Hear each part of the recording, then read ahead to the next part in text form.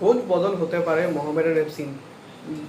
বর্তমান কোচ চেরনিশভের বদলে আসতে পারেন, কিন্তু এই হাই প্রোফাইল কোচ গ্রেগ স্টুয়ার্টের খবর কি, এবং ইন্ডিয়া ভার্সেস মালয়েশিয়া ম্যাচ আপনারা কোন চ্যানেল দেখতে পাবেন। তো হ্যালো ভাই, ওয়েলকাম টু চ্যানেল বঙ্গবন্ধু বংশগত ভিডিওতে আপনাদের সবাই কারো করে স্বাগত। আজকে আমি নিয়েছি ইন্ডিয়ান ফুটবল আপডেট 7টি পর্ব। তো চলুন একদমই দেরি না করে ভিডিওটা শুরু করা যাক। সবার প্রথমে যে আপডেটটা দেবো সেটা হলো গ্রেগ স্টুয়ার্টকে নিয়ে। তো গ্রেগের কিন্তু মানে ইনজুরির জন্য তিনি কিন্তু এরই মধ্যে স্কটল্যান্ডে ফিরে গিয়েছেন, এবং তার প্রসঙ্গে যখন কোচ মলিনাকে জিজ্ঞেস করা হলো যে তার মানে ইনজুরিটা কতটা সিরিয়াস, তখন কিন্তু মলিনা জানান যে তার ইনজুরি মানে ভালো রকমই হয়েছিল, বাট তিনি কিন্তু 15 দিনের মধ্যে রিকভারি করে উঠতে পারবেন। অর্থাৎ আমরা 28 তারিখে যে ম্যাচটা রয়েছে 28 নভেম্বর, সেই ম্যাচটাই কিন্তু আমরা তাকে হয়তো ফার্স্ট ইলেভেনে দেখতে পাবো না, বাট রিজার্ভ ম্যাচে তাকে কিন্তু আমরা দেখতে পেতেই পারি।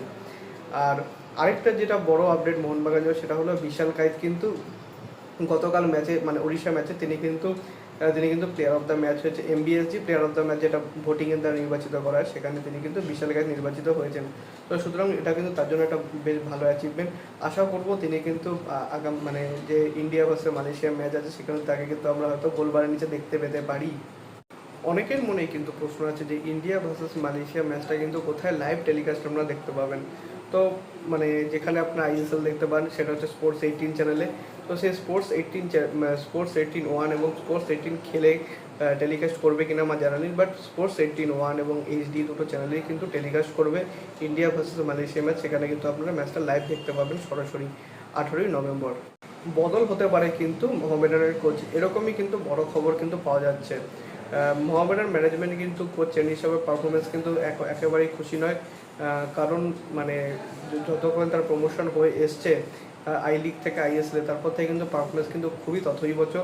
এবং গত গত আগের ম্যাচে যেটা ইস্ট বেঙ্গলের বিপক্ষে 9 জনের বিপক্ষে যে খেলাটা তারা দেখিয়েছে, সেটা কিন্তু খুবই চোখে লেগেছে সবার, যে কারণে কিন্তু হয়তো বদল হতে পারে মোহামেডানের কোচ।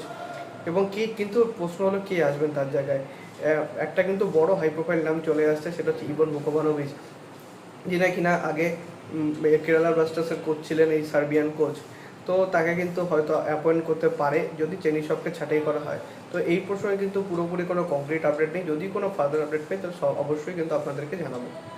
সো এই অবধি ছিল কিন্তু আজকে আপডেট ভিডিও। যদি ভিডিওটা ভালো লাগে তাহলে ভিডিওটা অবশ্যই লাইক করবেন, চ্যানেল সাবস্ক্রাইব করে বেল আইকনটা অবশ্যই প্রেস করে দেবেন আমাদের সমস্ত ভিডিওর আপডেট ও নোটিফিকেশন সবার আগে পাওয়ার জন্য।